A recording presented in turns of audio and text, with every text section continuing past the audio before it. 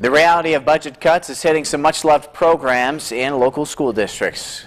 Good evening. Thanks for watching tonight. I'm Todd Blackington. The numbers are in, and a budget plan has just been announced for District 93 schools, and it's not looking so good. Our Diana Nguyen is live in our Idaho Falls newsroom with details tonight. Diana? Todd, District 93 superintendent says they didn't make any cuts last year, nor did they make any cuts this year. But with a little less than $3.5 million to work with, officials say these cuts were unavoidable. We have just had the philosophy that we did not want to cut teachers' pay nor programs until we absolutely had to. And we got by last year without doing it. But now there's just no way we cannot do it. The superintendent says they're now facing a large cut, but it would have been worse. We have to cut $3.7 million.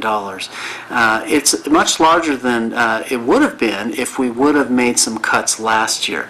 We just made a few cuts last year because we felt we wanted to save the programs and save our personnel the best we could. Most districts did not take that approach last year. Well, we did. Some of the cuts on the chopping block are making big waves, but need to be consolidated. Music PE specialists do an outstanding job and better than a regular classroom teacher could do because they're trained in that. But when you have to make cuts, it's felt that the classroom teacher could take back that responsibility and incorporate music and PE into their classroom like it was done prior to bringing these music PE specialists. Parent Allison Rydalch has 5 children involved in music and sports and says she feels cutting music and PE programs will be hard on everyone. They would be very devastated. I know my daughter, who's in band, is currently on a band tour with the band right now, and it would be devastating to not have the band program for her or for my younger kids.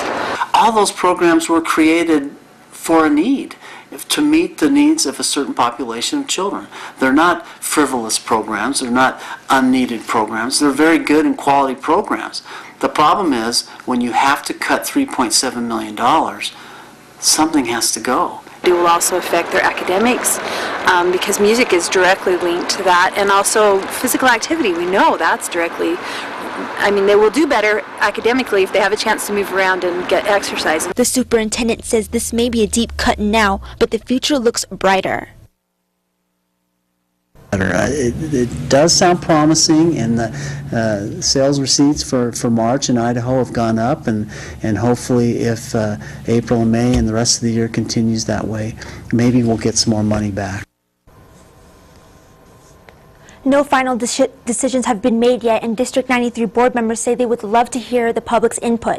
You can do so by logging on to their website and leaving your feedback. Reporting live in the Idaho Falls newsroom, I'm Diana Nguyen. Todd, back to you. All right, Diana reporting for us tonight. Diana, thanks. All of the districts around the state will soon be going through the same budgeting process. The Pocatello-Chubbuck School District will have its preliminary budget meeting with the school board on Tuesday at 4:30. District 25 will have to figure out a way to also bridge a budget gap. Tuesday's meeting will most likely be about the overall budget number and not about what programs may see funding cut.